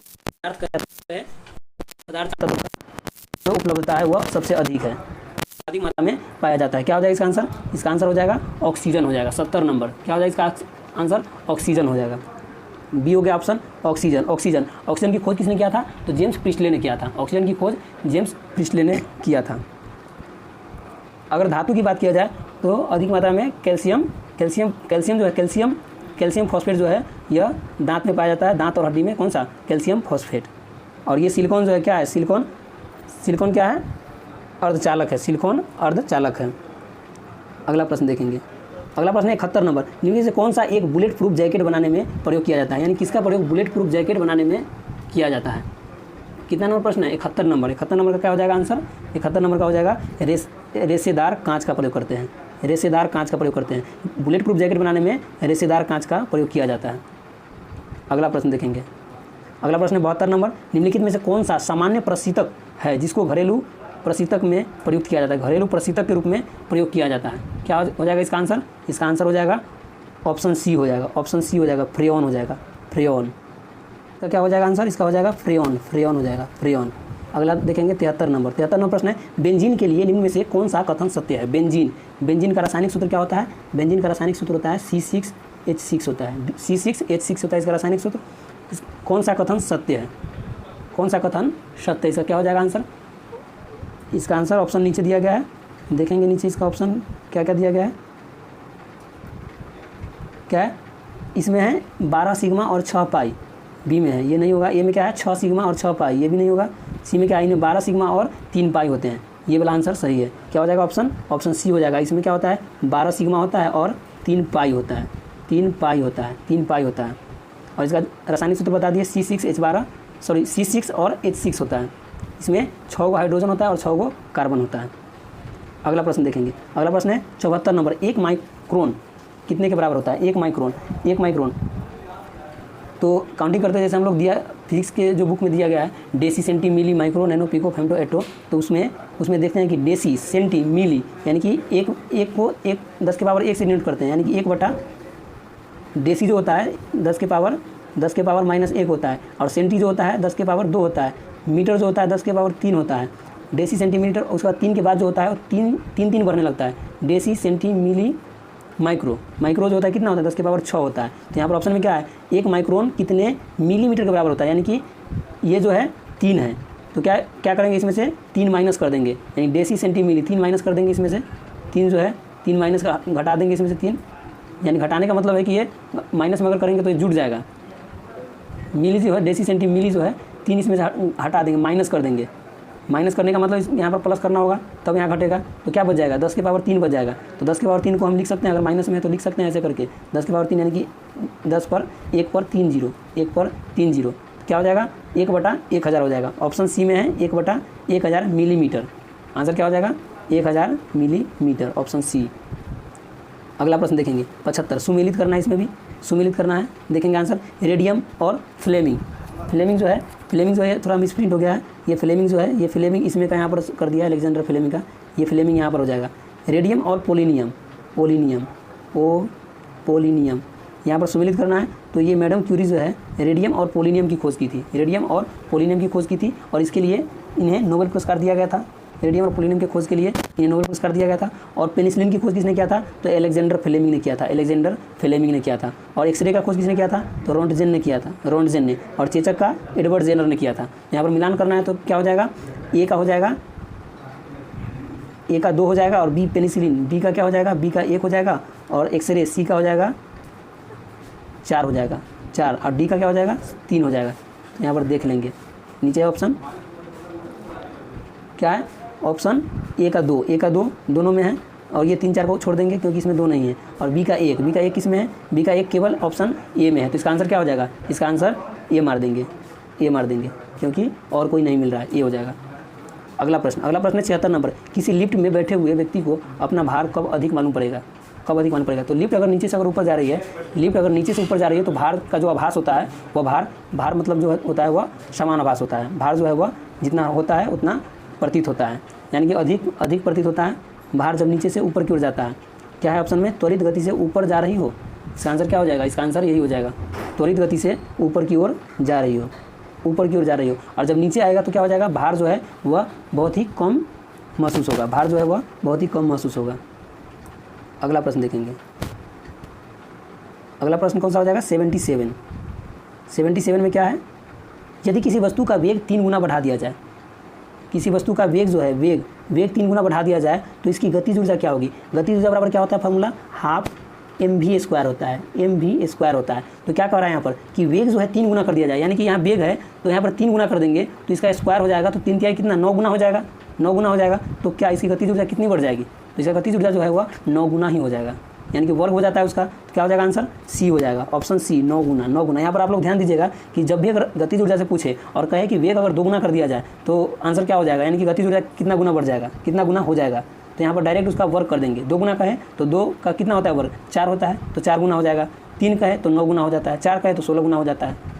इसी तरह से बना लीजिएगा। अगला प्रश्न देखेंगे, अगला प्रश्न है, यदि हम किसी पात्र के तल पर द्रव के दाब की गणना करना चाहे तो उसे निर्धारित करने के लिए कौन सी मात्रा अपेक्षित नहीं है? यानी कि द्रव और द्रव जो जिस पात्र में रखा जाता है उसके बीच जो बल लगता है उसके बारे में कहा गया है कि कौन सा इसमें कथन सुमेलित है और कौन सा नहीं है। तो नहीं वाला चुनना है। इसमें 4 ऑप्शन है तो 3 तो सुमेलित होगा, 1 नहीं होगा। तो यहाँ पर देखेंगे ऑप्शन ए में क्या है, द्रव स्तंभ की ऊंचाई, यानी कि जो दाब जो होता है, दाब यानी कि पी बराबर जो होता है, पी बराबर जो होता है क्या होता है, पी बराबर एच डी जी, पी बराबर यहाँ पर देख लेंगे, पी बराबर जो होता है, पी बराबर एच डी और जी होता है। यहाँ पर एच जो है, एच हाइट को दर्शाता है, और डी जो है, डी यानी कि डेनिसिटी, डेनिसिटी यानी कि घनत्व, डी जो है क्या, घनत्व, घनत्व को दर्शाता है, और एच जो है ऊंचाई को दर्शाता है, ऊंचाई को, और जी गुरुत्वीय त्वरण को दर्शाता है, गुरुत्वीय त्वरण को दर्शाता है। तो ये तीनों जो जिसमें होगा, ये तीनों जिसमें होगा वह क्या होगा, वह सही होगा, और जो नहीं होगा वो गलत हो जाएगा। तो इसमें आंसर वही देखना है कि जो सुमेलित नहीं है। तो यहाँ क्या है, ए में द्रव स्तंभ की ऊंचाई, द्रव स्तंभ की ऊंचाई पर निर्भर करता है, तो हाँ करता है, क्योंकि यहाँ पर ऊंचाई दिया गया है। बी में है पात्र के तल के पृष्ठ का क्षेत्रफल, क्षेत्रफल तो इसमें नहीं कह रहा है, और सी में है द्रव का घनत्व यानी कि डेनिसिटी, तो डेनिसिटी यहाँ पर है। डी में पात्र के तल पर गुरुत्वीय त्वरण का कारण, ये भी यहाँ पर है, तो तीनों नहीं होगा। आंसर क्या हो जाएगा, ये क्षेत्रफल वाला हो जाएगा, बी नंबर हो जाएगा, पात्र के तल के पृष्ठ का क्षेत्रफल, ऑप्शन बी हो जाएगा आंसर। अगला प्रश्न देखेंगे, 79 नंबर प्रश्न है, जब पानी में नमक मिलाया जाता है तो निम्न में से कौन से परिवर्तन होता है। हम जब पानी में नमक मिलाते हैं, यानी साधारण नमक जब मिलाते हैं, यानी किसी पानी जो है, पानी साधारण पानी जो कल से या नल से अगर तो उस पानी में अगर नमक मिलाते हैं तो उससे क्या होता है, पर उसका क्वथनांक बढ़ जाता है और जमाव बिंदु यानी कि हिमांक बिंदु घट जाता है। तो ऑप्शन ए ही सही है। इसमें क्या होता है, इसका नमक मिलाने से, जैसे हम लोग आमतौर पर देख सकते हैं कि खाना बनाने के समय जब हम लोग दाल में नमक डालते हैं, किस लिए डालते हैं, ताकि उसका क्वथनांक जो है वह बढ़ जाए, क्वथनांक बढ़ जाए। और जब बर्फ़ जमाते हैं, पानी को जब जमाते हैं बर्फ़ के रूप में, तो उसमें क्या नमक डाला जाता है कि उसका जमाव बिंदु जो है वह घट जाए, घटने के लिए। आंसर क्या हो जाएगा इसका, आंसर ए हो जाएगा, क्वथनांक बढ़ जाता है और जमाव बिंदु जो होता है, हिमांक बिंदु, वह घट जाता है। अब 80 नंबर प्रश्न देखेंगे। 80 नंबर प्रश्न है, 80 प्रश्न है, हमें वास्तविक सूर्योदय के कुछ मिनट पूर्व ही सूर्य दिखाई देने के कारण, यानी कि सूर्योदय का जो वास्तविक समय होता है सूर्योदय का, उससे पहले ही, यानी कि 1 से 2 मिनट पहले ही सूर्योदय हमें दिखाई देने लगता है। इसका क्या कारण है, इसका क्या कारण है, इसका हो जाएगा आंसर प्रकाश के अपवर्तन के कारण। इसका आंसर क्या हो जाएगा, डी हो जाएगा, डी, प्रकाश के अपवर्तन के कारण। क्या हो जाएगा इसका आंसर, प्रकाश के अपवर्तन के कारण हो जाएगा, डी नंबर। चलिए अगला प्रश्न देखेंगे। अगला प्रश्न है 81 नंबर प्रश्न है, यदि किसी रौनक यहाँ पर मिसप्रिंट हो गया है, रौनक जो है, रौनक नहीं होगा यहाँ पर हो जाएगा ऐनक, ऐनक यानी कि दर्पण है, दर्पण हो जाएगा, ऐनक यानी कि दर्पण के लेंस से, यदि किसी दर्पण के लेंस की पावर प्लस 2 डायोप्टर हो तो इसका जो फोकस दूरी होगा वह क्या होगा। यानी कि यहाँ पर ध्यान देना है कि इसका जो पावर होगा, पावर यह प्लस में है या माइनस में है। इसका फॉर्मूला क्या होता है, P बराबर होता है पावर बराबर क्या होता है, 1/f होता है, 1/f। और अगर ऑप्शन में देखना है कि सेंटीमीटर में अगर दिया गया है तो इसको क्या कहेंगे, 100/f कहेंगे, 100/f कहेंगे। तो यहाँ पर 2 डायोप्टर पावर दिया गया है, तो P बराबर क्या हो जाएगा, P बराबर 2 हो जाएगा, और बराबर 100 बटा में क्या हो जाएगा, f हो जाएगा। 2 से इसको काटेंगे 50 मरतबे कट जाएगा, तो f बराबर क्या हो जाएगा, 50 सेंटीमीटर। ऑप्शन कहाँ पर है, ऑप्शन सी में है, 50 सेंटीमीटर। आंसर क्या हो जाएगा, 50 सेंटीमीटर। आप लोगों को समझ में आ गया होगा। अब ये 82 नंबर प्रश्न है, 82 नंबर प्रश्न है, यह रीजनिंग का प्रश्न है, लेकिन देखेंगे, बना लेंगे इसको भी। इसका आंसर क्या हो जाएगा, यहाँ पर कैसे किया गया है, ये 17 और 18 को क्या करेंगे, जो 1225 आ जाएगा, तो हम 17 और 18 को जोड़ देंगे। ये दोनों को अगर जोड़ देंगे कितना हो जाएगा, 17 दूना 34, 35 हो जाएगा, और 35 का स्क्वायर करेंगे ना तो 1225 आ जाएगा। उसी तरह इसमें करेंगे, 13 और 14 को जोड़ देंगे, 13 दूना 26, 1 27, 27 का स्क्वायर क्या हो जाएगा, 729। उसी तरह इसमें भी करेंगे, 19 4 23 हो जाएगा, 23 का स्क्वायर कितना होता है, 23 का लगभग 529 ही होता है, 529 होता है। तो उसका आंसर क्या हो जाएगा, 529 ऑप्शन में होना चाहिए। क्या हो जाएगा, 529। चलिए ऑप्शन में है यहाँ पर सी हो जाएगा, 529। चलिए अगला प्रश्न देखेंगे। अगला प्रश्न है 83 नंबर, सुमेलित कीजिए। यानी कि ये भी क्या है, सुमेलित करना है। 83 नंबर, 83 नंबर देखेंगे, सुमेलित करना है। क्या सुमेलित करना है, परमाणु शक्ति केंद्र और स्थिति वाला राज्य। यानी कि परमाणु शक्ति केंद्र दिया गया है और किस राज्य में अवस्थित है वो दिया गया है, तो देखेंगे हम लोग क्या है, कल्पक्कम कहाँ है, कल्पक्कम तमिलनाडु में है, तमिलनाडु राज्य में है। नरोरा उत्तर प्रदेश में है, काकरापारा गुजरात में है, ट्राम्बे मुंबई में है। तो क्या इस पर लिख लेते हैं हम पहले, क्योंकि नीचे ऑप्शन दिया गया है तो मिलाने में थोड़ा दिक्कत होने लगेगा। ऊपर करेंगे तो यहाँ पर लिख लेते हैं, क्या हो जाएगा, ए का क्या हो जाएगा, कल्पक्कम तमिलनाडु 3 हो जाएगा, और बी का क्या हो जाएगा, बी नरोरा उत्तर प्रदेश, बी का 1 हो जाएगा। सी काकरापारा गुजरात, सी का क्या हो जाएगा, 2 हो जाएगा। तो ये 3 से ही मिल जाना चाहिए आंसर। चलिए देखते हैं मिला के आंसर। चलिए यहाँ पर देखेंगे आंसर, ए का 3 है, ए का 3 बी और सी ऑप्शन में है। समान है दोनों। अब देख लेंगे बी नंबर, बी में क्या है, बी का एक दोनों में समान है तो नहीं होगा। और सी का देख लेंगे, सी का दो किस में है, बी में है, तो क्या हो जाएगा आंसर अपना बी हो जाएगा, ऑप्शन बी हो जाएगा, बी।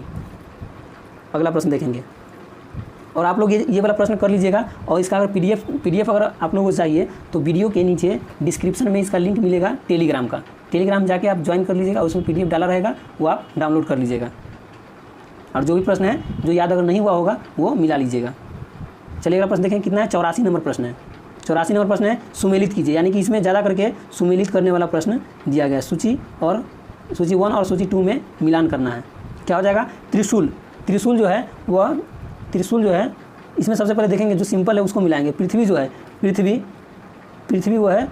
है वह सतह से सतह पर मार करने वाला प्रक्षेपास्त्र है। पृथ्वी क्या है, सतह से सतह पर मार करने वाला प्रक्षेपास्त्र, यानी कि बी का 4 हो जाएगा, बी का 4 हो जाएगा। और सब मिलाना है इसमें, बी का 4 हो जाएगा। और ए त्रिशूल का क्या हो जाएगा, त्रिशूल क्या होता है, लघु परास सतह होता है, त्रिशूल लघु परास सतह होता है, त्रिशूल लघु परास सतह। 2 मिल गया। अब देख लेते हैं, इतना में मिला के देख लेते हैं, एक और मिला लेते हैं। नाग जो होता है, नाग टैंक रोधी प्रक्षेपास्त्र होता है, तो ए का क्या हो जाएगा, ए का हो जाएगा 3। और यहाँ बी पृथ्वी का क्या हो जाएगा 4, बी का हो जाएगा 4। और कौन डी वाला मिला है, डी नाग क्या है 1, डी का हो जाएगा 1 हो जाएगा। चलिए इतना में आंसर मिल जाना चाहिए। यहाँ पर कुट दिया गया इसका क्या है, ए का 3 केवल एक ही ऑप्शन में है, किस में है, सी में है, तो आंसर तो डायरेक्ट मिल जाएगा, क्या हो जाएगा, सी हो जाएगा, सी। चलिए अगला प्रश्न देखेंगे। अगला प्रश्न है, प्रत्यावर्ती धारा को दिष्ट धारा में बदला जाता है। प्रत्यावर्ती धारा अगर कहे, प्रत्यावर्ती धारा यानी कि एसी करंट, और दिष्ट धारा तो डीसी करंट। तो प्रत्यावर्ती यानी कि एसी को डीसी में बदलता है कौन बदलता है, तो आंसर क्या हो जाएगा, डी हो जाएगा, दिष्टकारी कहेंगे इसको, दिष्टकारी। और दिष्टकारी जो है यह ज़्यादा प्रचलित नहीं है, ज़्यादा करके प्रश्न में दिया जाता है क्या, रेक्टिफायर दिया जाता है। लेकिन रेक्टिफायर बहुत लोग समझने लगे हैं, इसीलिए रेक्टिफायर की जगह पर क्या दिया जाता है, दिष्टकारी दिया जाता है, ताकि बच्चे को थोड़ा घुमाया जाए। क्या हो जाएगा, ये दिष्टकारी जो है ये क्या है, रेक्टिफायर है। रेक्टिफायर क्या करता है, एसी को डीसी में बदलता है। ये ट्रांसफार्मर जो है, ये केवल एसी वोल्टेज पर कार्य करता है। एसी को उच्च एसी को निम्न एसी में और निम्न एसी को उच्च एसी में बदलने का कार्य क्या करता है, ट्रांसफार्मर करता है। और यहाँ पर डायनमो दिया गया है, डायनमो जो दिया गया है, डायनमो ऊर्जा को रूपांतरित करता है किसमें, यांत्रिक ऊर्जा को विद्युत ऊर्जा में रूपांतरित करता है। और डीसी डायनमो जो है, यह डीसी करंट उत्पन्न करता है। क्या करता है, डीसी करंट उत्पन्न करता है। अगला प्रश्न देखेंगे। अगला प्रश्न यहाँ पर ये मैथ का प्रश्न है, डायरेक्ट इसको बना के देखते हैं। ये क्या हो जाएगा, पहले क्या करते हैं, ब्रैकेट के अंदर में जो होता है उसका पहले काम करते हैं, उसके बाद बाहर का। क्या है, 32 और 4 कितना हो जाएगा, 32 4 36 हो जाएगा।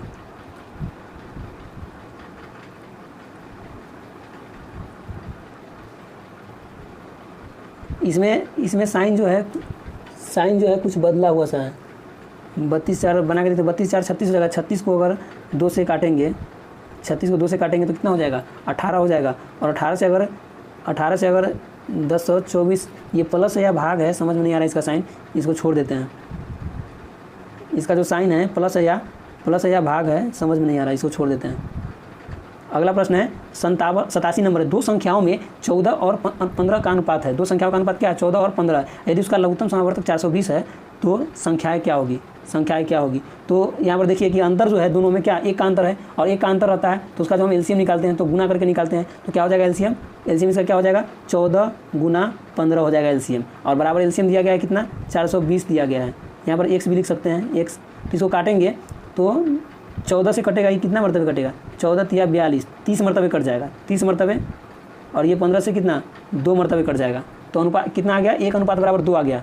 तो यहाँ पर संख्या ये दिया गया है, अनुपात में निकालेंगे 14 दूना 28, 28 किस में है, बी और सी में है। अब बी वाला निकालेंगे 15 में, 15 दूना 30, 30 किस में है, तो बी में है। तो 28 और 30 हो जाएगा आंसर, क्या हो जाएगा, ऑप्शन बी हो जाएगा, 28 और 30 हो जाएगा आंसर।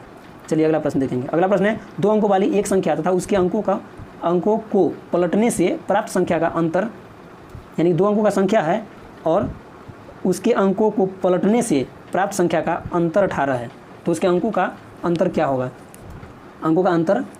तो यहाँ पर मान सकते हैं कोई भी संख्या मानकर और देख सकते हैं निकाल के। जैसे हम मान लेते हैं कि 24 हम डायरेक्ट आंसर वाला ही मानते हैं, आप लोग ऐसे मान करके देख सकते हैं। 24 अगर ले लेते हैं यहाँ पर अंतर दिया गया, अंतर मिला लेंगे, जो अगर मिल जाएगा अंतर जिसका वही आंसर हो जाएगा। 24 अगर लेते हैं तो इसका अंक जो है पलटने पर, यानी कि 2 इधर हो जाएगा 4 इधर, तो क्या हो जाएगा पलटने पर 42 हो जाएगा, यह 42 हो जाएगा। तो इसके बीच अंतर कितना का हो गया, 42 में से 24 को घटाएंगे तो क्या हो जाएगा 12 - 4 8 हो जाएगा, और ये 3 - 2 1 हो जाएगा। 18 का अंतर हो गया। तो यहाँ क्या है 18 का अंतर दिया गया है, तो अब ये जो संख्या लिए हम वह सही संख्या है, सही संख्या है। तो क्या कह रहा है कि उसके अंकों का अंतर क्या होगा, यानी कि ये जो अंक है 2 और 4 इसके बीच जो है, इसके बीच अंतर क्या होगा, 2 और 4 के बीच अंतर कितना का होगा, 2 का हो जाएगा। और 2 ऑप्शन में है कहीं, 2 ऑप्शन में नहीं है, तो क्या हो जाएगा आंसर इसका आंसर हो जाएगा डी हो जाएगा। डी हो जाएगा इनमें से कोई नहीं, क्योंकि यहाँ पर 2 आंसर नहीं है ऑप्शन में कहीं, डी हो जाएगा इनमें से कोई नहीं। अगला प्रश्न देखेंगे, किसी परीक्षा में एक छात्र, ये वाला प्रश्न बहुत बड़ा है, इसका रफ करने में नहीं बनेगा, इसको छोड़ देते हैं। आप लोग इसको बना लीजिएगा, पीडीएफ ले लीजिएगा और उससे इसको बना लीजिएगा, इसका थोड़ा कैलकुलेशन लंबा हो जाएगा और यहाँ पर जगह नहीं है, तो ये वाला बना लीजिएगा आप लोग। अगला प्रश्न देखेंगे 90 नंबर,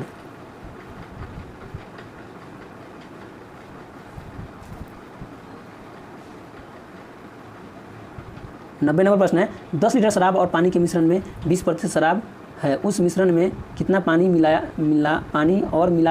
डाला जाए जिससे मिश्रण में शराब की मात्रा 8% हो। ये वाला भी प्रश्न ज़्यादा बड़ा है, ये सब कैलकुलेशन करने में नहीं बनेगा, इसीलिए आप लोग बना लीजिएगा। ये भी छोड़ देते हैं। 91 नंबर, एक व्यक्ति एक रेडियो 450 रुपये में खरीदता है तथा उसकी मरम्मत पर 50 रुपये खर्च करता है, उसे 560 रुपये में बेच दिया जाए तो उसने कितना प्रतिशत लाभ कमाया। तो इसमें क्या करेंगे, 450 का क्रयमूल है और 50 मरम्मत में खर्च किया, तो ये भी क्या होगा क्रयमूल में, ये दोनों क्रयमूल में जुट जाएगा तो कितना हो जाएगा 500 रुपया हो जाएगा, यानी कि टोटल जो क्रयमूल हुआ कितना 500 हो गया, और ये 560 में बेचता है तो लाभ कितना होता है 60 रुपया होता है। कितना में होता है तो 500 में होता है, और गुना 100 कर देंगे तो ये 100 से ये कट जाएगा 00, और 5 से कितना 12 मरतबे कट जाएगा, तो इसका आंसर क्या हो जाएगा ये हो जाएगा 12%। जो बनने वाला होगा कम जगह में वो हम बना देंगे। अगला प्रश्न है 92 नंबर है, कोई धनराशि 4 वर्ष में 5 गुना हो जाता है तो कितने वर्षों में 7 गुना हो जाएगी। ये भी हम बना देंगे। कोई धनराशि 4 वर्षों में 5 गुना हो जाता है, यानी कि अगर 100 अगर रखा जाए तो वह कितना हो जाता है 500 हो जाता है। तो कितना का अंतर है 400 का अंतर है, 400 का अंतर, यानी कि 100 रुपया जो है वह 4 वर्षों में कितना हो जाता है 5 गुना, यानी कि 400 उसका ब्याज हो जाता है। तो इसका पहले रेट निकालेंगे, 100 का रेट निकालेंगे 4 वर्षों में, टाइम हो गया, आर बराबर हो जाएगा R/100 हो जाएगा बराबर 400 हो जाएगा। तो इसको काटेंगे, 100 से ये 100 कट गया और 4 से ये कट गया, एक मरतबे 100, यानी कि R बराबर यहाँ पर 4 वर्षों में 5 गुना हो जाता है, तो कितने वर्षों में यह 7 गुना हो जाएगा 92। चलिए देख लेते हैं आगे बना के, अगर कुछ मिस होगा तो नहीं बनेगा। अब फिर देखेंगे क्या हो जाती है, तो कितने वर्षों में 7 गुना हो जाएगी। तो 7 गुना अगर करेंगे तो 100 और 700 के बीच में कितना 600 का अंतर हो जाएगा। तो 100 का यहाँ पर कितना आया रेट, 100 से 100 यहाँ कट गया और 4 से ये 100 मरतबे, तो 100 आया रेट, 100% करने का मतलब 100/100 और गुना कितना वर्षों में 7 वर्षों में कितना हो जाता है 600 हो जाता है। इसको अगर काटेंगे तो 100 से ये 100 कट जाएगा और 100 से ये 100 कट जाएगा। यहाँ पर कुछ मिस प्रिंट है कुछ, इसलिए ये बन नहीं रहा है, छोड़ देते हैं। आप लोग देखिएगा कोशिश करके, आंसर मिला के देखिएगा पीडीएफ से।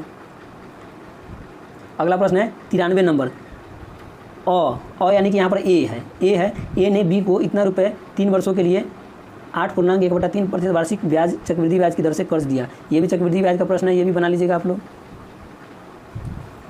लोग। अगला देखेंगे, क्योंकि ज़्यादा कैलकुलेशन करने वाला यहाँ पर कैलकुलेशन करने में नहीं बन रहा है। अगला ये प्रश्न है 94 नंबर, ए और बी एक काम को 12 दिन में ए और सी उसे 15 दिन में, यहाँ पर देख लेते हैं ये ए और बी कितना दिन में 12 दिन में करता है, और ए और सी कितना दिन में करता है 15 दिन में करता है, 15 दिन में करता है। बी और सी कितना दिन में करता है 20 दिनों में करता है। तो ए बी और सी उस काम को कितने दिन में करेगा, तो क्या हो जाएगा, ये हो जाएगा एलसीएम इसका लेंगे 12 और ये कितना 15 है, 15 और ये 20 है, तो यहाँ एलसीएम क्या हो जाएगा 60 हो जाएगा। 12 × 5 = 60, 15 × 4 = 60 और 20 × 3 = 60 हो गया। और ये क्या है ए बी और ए सी और बी सी, इसमें 2 को ए होगा, 2 को बी होगा, 2 को सी होगा, तो हम कॉमन ले लेंगे। क्या करेंगे 2 × A + B + C कर देंगे और बराबर कितना हो जाएगा, बराबर 5 × 4 = 9 और 3 = 12 हो जाएगा। 2 से इसको काट देंगे 6 हो जाएगा, यानी कि तीनों का जो अगर करेंगे, तीनों का जो क्षमता है वो कितना हो जाएगा 6 हो जाएगा। और हमको कितना काम करना है क्या पूछ रहा है कि उस काम का आधा भाग एक साथ मिलकर कितने दिन में करेंगे। तो 60 है टोटल काम, इसका आधा भाग कितना हो जाएगा, 30 हो जाएगा। हम इसको हटा देते हैं, आधा भाग कितना हो जाएगा, 30 हो जाएगा, 30 हो जाएगा। और तीनों का जो क्षमता कितना आया था, 6 आया था। तो कितना दिन में कर देगा 6 को 30 को काटेंगे 6 से तो 5 मरतबे, कितना 5 दिन में पूरा हो जाएगा। आंसर क्या हो जाएगा, ऑप्शन डी हो जाएगा, ऑप्शन डी हो जाएगा, ऑप्शन डी हो जाएगा, 5 हो जाएगा, 5। अगला प्रश्न देखेंगे 95 नंबर में भी थोड़ा कैलकुलेशन करना होगा ज़्यादा। 95 नंबर, इसको भी आप देख लीजिएगा। एक पहिए 100 चक्कर में 22 किलोमीटर की दूरी तय करता है, तो उस पहिए की त्रिज्या क्या होगी। तो चक्करों की संख्या बराबर दूरी बटा वृत्ताकार पथ है, तो दूरी क्या होता है, 2πr होता है। 2πr करके और उसको निकाल लीजिएगा। अगला प्रश्न देखेंगे। अगला प्रश्न है 96 नंबर है, 96। निम्नलिखित में से कौन से देश I2U2 ग्रुपिंग से संबंधित है। I2U2 ग्रुपिंग से संबंधित है। इसमें क्या है, Bharat, Israel, UAE, USA, Bharat, Iran, UK, USA, Bharat, Ireland, UK, USA। क्या हो जाएगा आंसर इसका आंसर हो जाएगा ऑप्शन ए हो जाएगा, ए। भारत, इजराइल, UAE है और USA दोनों हैं, और भारत, इजराइल 4 देश है जो I2U2 ग्रुप से संबंधित है, I2U2 ग्रुप से संबंधित है। अगला प्रश्न है 97 नंबर प्रश्न है, वज्र प्रहार युद्धाभ्यास जो है उसका 14वां जो संस्करण हुआ है वह किन 2 देशों के बीच हुआ है। यानी कि वज्र प्रहार युद्धाभ्यास का 14वां संस्करण किन 2 देशों के बीच हुआ है। तो आंसर क्या हो जाएगा इसका आंसर हो जाएगा बी, भारत और अमेरिका के बीच वज्र प्रहार भारत और अमेरिका के बीच युद्धाभ्यास हुआ है, जिसका 14वां संस्करण किसके बीच हुआ है, भारत और अमेरिका के बीच हुआ। अगला प्रश्न देखेंगे 97 हो गया।